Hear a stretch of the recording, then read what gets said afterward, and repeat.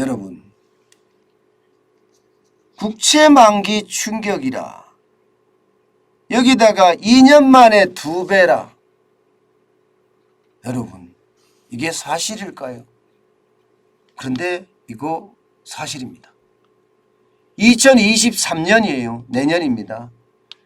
국채 만기 도래 규모가 90조 원입니다. 90조 원. 엄청나죠? 이거는요, 평상시에 2배에 해당되는 규모예요.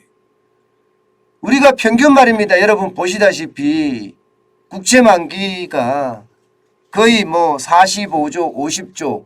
지금 보시는 것처럼 10년 평균이 46조입니다. 46조. 1년에 한 46조 정도 국고채, 정부의 부채 만기가 돌아옵니다. 그런데 2023년에는요. 90조가 돌아옵니다. 90조. 내년에는요. 야, 이렇게까지 많아진다고 하니까 순간적으로 이게 놀랄 수밖에 없는 겁니다. 불과 2년 만에 2배로 늘어났으니까 말입니다. 아마 2020년 발행한 3년물, 2020년에 발행한 3년물이 2023년에 돌아오는 거고요. 또 지난해 최초로 발행한 거 있죠. 2년물. 2년물 만기가 내년에 겹치면서 함께 도래합니다. 그러니까 90조까지 된다는 이야기예요. 야, 이렇게 됐을 때 이 부담 없을까요? 부담 없을까요? 저는 부담이 점점 될 수밖에 없다고 봐요. 문재인 정부에서 돈 뿌린 거 말입니다. 이제 윤석열 정부에서 다 갚아야 됩니다. 여러분 보시다시피 올해도 56조예요. 평균 46조보다 10조가 많은 데다가 2023년 90조. 평소보다가 2배 많죠. 2024년 68조, 2025년 64조, 2026년 60조예요. 이제 또 발행을 하면 아마 2027년도 늘어나겠죠. 늘어나겠죠. 이거를 보면요. 얼마나 돈을 퍼줬는지 아주 분명하게 알 수 있습니다. 문재인 정부는 앞뒤 안 보고 퍼줬어요. 앞뒤 안 보고. 야, 이런 데 대한 게 지금 윤석열 정부 5년 내내 돈 갚느라고 진짜 세월 다 보내겠다. 이런 생각도 지울 수가 없는 겁니다. 여러분, 부채 엄청 냈습니다. 이거 한번 보세요. 2018년만 하더라도요. 국고채 발행 규모가 97조 원이었습니다. 2019년에 101조예요. 그런데 2020년에는요. 174조로 그야말로 어마어마하게 빚을 냈고요. 2021년 작년에는 180조나 냈습니다. 180조나. 올해도 지금 현재 166조인데요. 여기에 1차 추경 포함하면 176조입니다.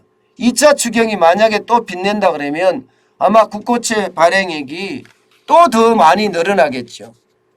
윤석열 대통령 당선인이 50조 원의 손실보상금을 지금까지 낸다고 이야기하거든요. 그렇게 되면 여러분 200조가 될 수도 있습니다. 200조. 그런데 200조가 내면 여러분 우리 국가 신용 등급이 멀쩡할까요? 저는요. 이미 채권 시장에서는요. 대한민국이 점점 요주의 국가로 돼 간다고 생각을 합니다. 왜냐하면 여러분도 생각을 해보세요.